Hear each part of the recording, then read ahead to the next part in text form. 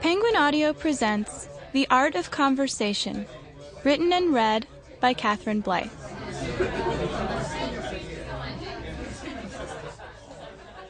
We need to talk. When did this become a threat rather than a statement of fact? Is it a fact? Some call this the communication age, but walk into an internet cafe and you might think speech obsolete. On a bus you might have no choice but to hear conversation, in Babel-like halves, but would you strike one up with a stranger? Go on, I dare you. Our ever-growing means of keeping in touch may have unleashed creativity, passion and fun, yet isn't it telling that these riches leave so many of us feeling less lucky than time poor, as if life were hurtling by in a fuzzy stream of images glimpsed from an accelerating car? Fewer of us complain that conversation, for so long the core of human interaction, is being pushed to the sidelines. But we should.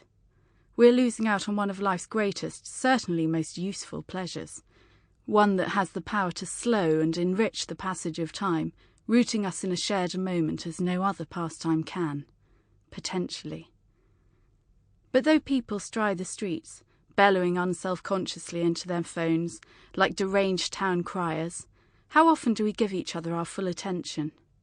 Laptops, Blackberries, and 3 billion mobile phones have perforated the division between public and private, and social nuances are being neglected. We don't shoot the breeze with the man selling us coffee.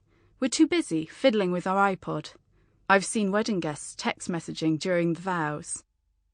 Perhaps your meals are a respectful communion with a TV set. Perhaps you like that just fine. Still, in the frame of human evolution, you're a weirdo. Companionship, from the Latin for sharing bread, has ever been the bread of existence. Casanova visiting Louis XV's palace could hardly contain his laughter at the spectacle of the French queen dining alone while a dozen courtiers stood watch, in a silence ruptured only by this sober exchange when she hailed a Monsieur de Lervendal. "Madame?" "I believe that chicken fricassee is the best of all stews." "I'm of the same opinion, madame." But nowadays solitary dining and living no longer appear so unnatural. If modern life is a conspiracy against conversation, we are complicit. Psychologists fear families are talking to each other less than ever, and growing numbers of us seem so scared of saying the wrong thing that we say nothing. Well, have you never sat at a dinner, watched a glittering frost of smiles seal the silence, and wondered how innocent cutlery can sound so very like the theme from Psycho?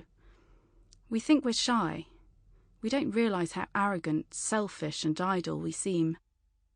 I feel for the man whom Samuel Johnson's friend, Mrs. Thrale, mocked for complaining, "I'm invited to conversations. I go to conversations, but, alas, I have no conversation." In his day, conversation was a status symbol. Thankfully, we needn't take it so seriously. But we seem to have dropped the idea that conversation is worth striving to be good at, as if we're either born great conversationalists or not. If only. As we hide behind our computer screens, we're losing skill in a vastly superior information technology, one that has been in research and development for thousands of years, and been the engine of intelligence since Homo became sapiens. As researching this book has taught me, far from behind technology, we're beyond it.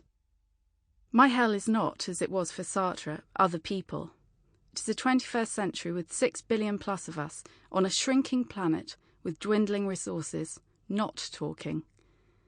But if neglecting conversation muddles minds, using it can rebuild our crumbling common ground. Conversation isn't about words, you see, but something bigger. It's a host of skills by which we connect with one another. Language is certainly a wonder, and conversation a miracle upon that miracle. Yet I find simpler reasons to treasure it.